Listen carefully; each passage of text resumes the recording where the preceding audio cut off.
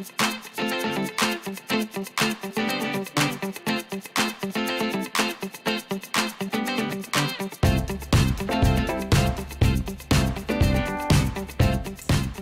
everybody, this is Dear Mama Sal and it's Saturday afternoon. I'm going to do an easy meal for dinner tonight. I'm going to do shepherd's pie.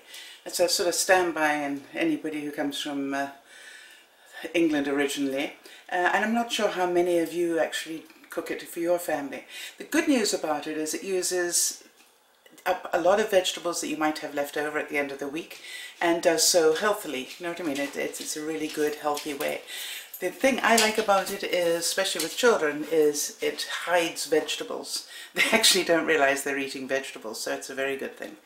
Alright, so what I'm going to do is get the vegetables all ready and then I'll explain to you what I'm doing. Two gadgets I can't live without in my house is a George Foreman grill, is one of them. And here, I don't know, I'm pretty sure that most of you probably know this, but if you take frozen meat and then just put it on a grill,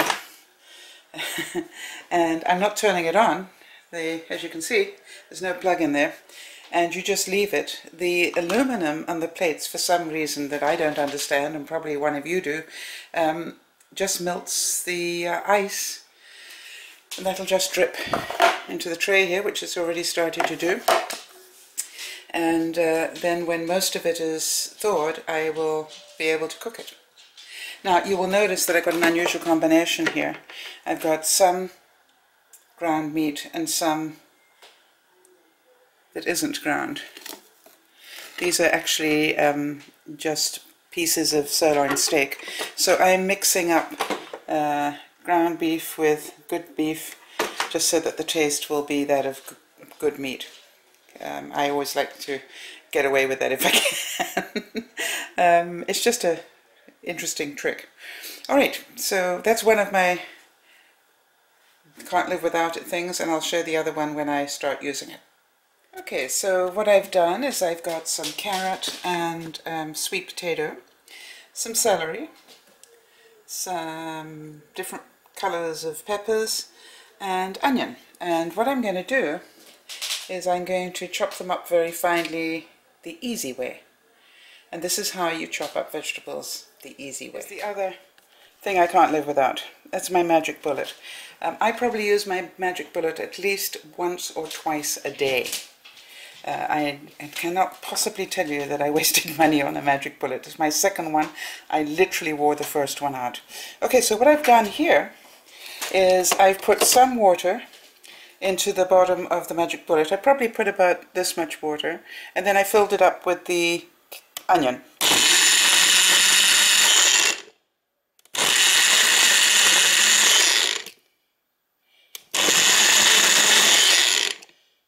Chopped onion. Alright, and what I'm going to do is I'm going to show you how that works. Just hold on 1 second. I'm going to actually put it in a bowl so you can see. Okay, so you've got to admit that was really hard work. And there we have chopped onion. Now I'm going to fill it up again, you can probably hear, with a little bit of water. Okay, let's go back here. And now I'm going to put in some carrots. Now carrots are pretty hard. And sweet potatoes not so much, so I'm going to do this in 2 loads, just so that I don't put too much pressure on the magic bullet. But here we go, they're both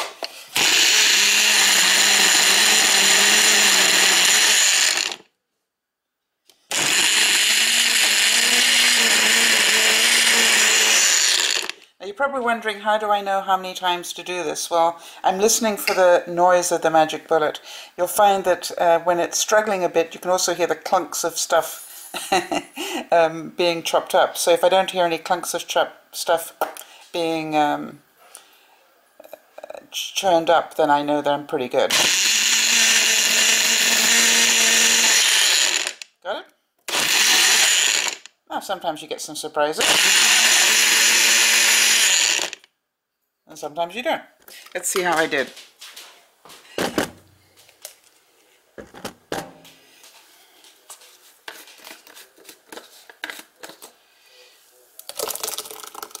Good stuff, so. Okay, and we're going to do the same again.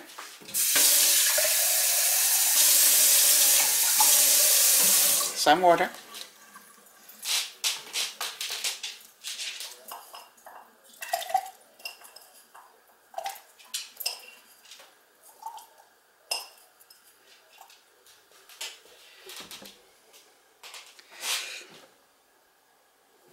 Okay, so you've got the basic idea, and I'm not going to make you sit and watch me go through all of this, but I'm going to show you when I've chopped everything up what I do next. Okay, bye for now. What I've done is I mixed all the different vegetables up in the bowl, like this.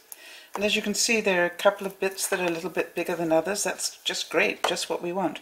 But basically, oops, it ends up, just show you here, you know, with like a mush of vegetables. Now, the reason that's good is because nobody knows what's in there.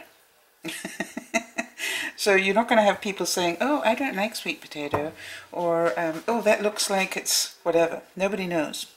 So that's why I'm a great believer in doing it. Okay, now what I'm just going to do is make it really easy for myself, because I like easy meals.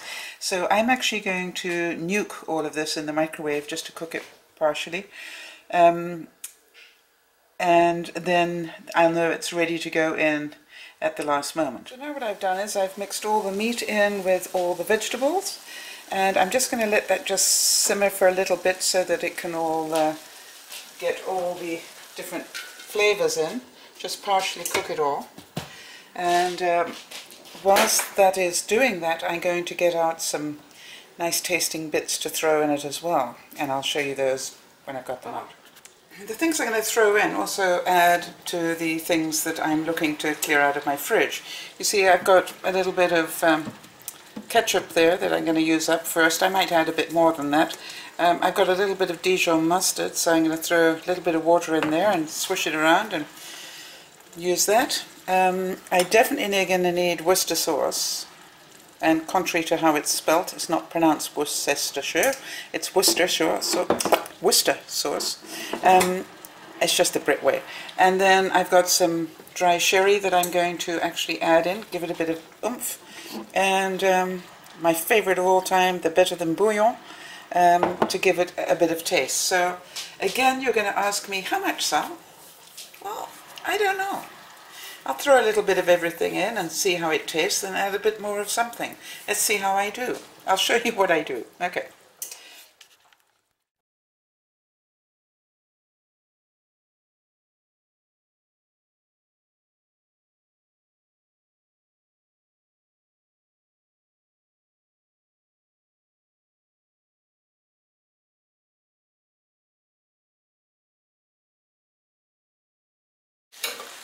Okay, so there you can see what was left of the tomato ketchup. I just added a little bit of water to it, and here is the mustard. I've added in a couple of drops of Worcester sauce, you got me saying it now, Worcester sauce, because it's pretty powerful stuff. And then on top I've got some no more better than bouillon in there, and now I'm just going to shake up the sherry a bit and just add a drop of that to make it tasty. And now I'm going to mix it all up, and the trick with this is to let all those flavors just cook into each other.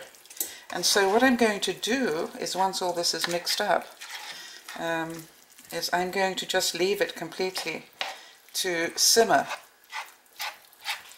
for probably at least half an hour before I taste it again.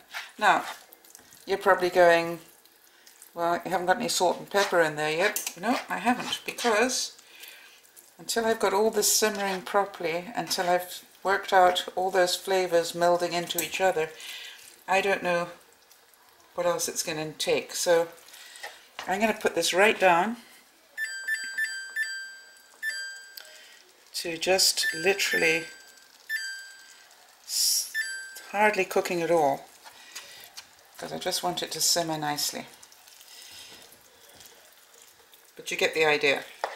So now, as you can see, some bits of carrot are in there that are a bit bigger, and that's absolutely fine. That's exactly what we want. It sort of gives it different textures, and the main thing is, We want all this nicely cooked and melding those flavours one into the other. And then once it's done that for half an hour, I'm going to give it a bit of a taste and see what else it needs. Well, I just gave this a taste and it just needs a little bit more. So what I'm going to do is I'm actually going to put in my favourite HP sauce, because that always gives it a great kick. It's got lots of stuff in it. So I'll put some of that on, and I think it can do with just a little more sweetness as well. So I'm going to put just a little bit more of the ketchup on. Oh, it's a new bottle. Okay, I've got to undo the bottle, so just imagine I put the ketchup on as well. Well, everybody, as you can see, I've put the I've put the meat at the bottom, the meat and vegetables, and now I've put a whole stack of mashed potato on top. And now I'm going to teach you something my mommy taught me, and I'm not quite sure if I did these potatoes loose enough for this, but she always said to me that there's something strange about a meal. It always tastes better when it looks better, if you know what I mean. If it looks good. And one of the things that she taught me was when you're doing something like this, that if you just make patterns on it, and this is just what I'm doing here, okay, and then grill it, the grill will actually pick up that pattern, and hopefully, oh, that bit was loose for me, as it's that bit there, and it'll look that much better. So what I'm going to do now is I'm going to put that into the grill, under the grill, and I've got a very high powered grill.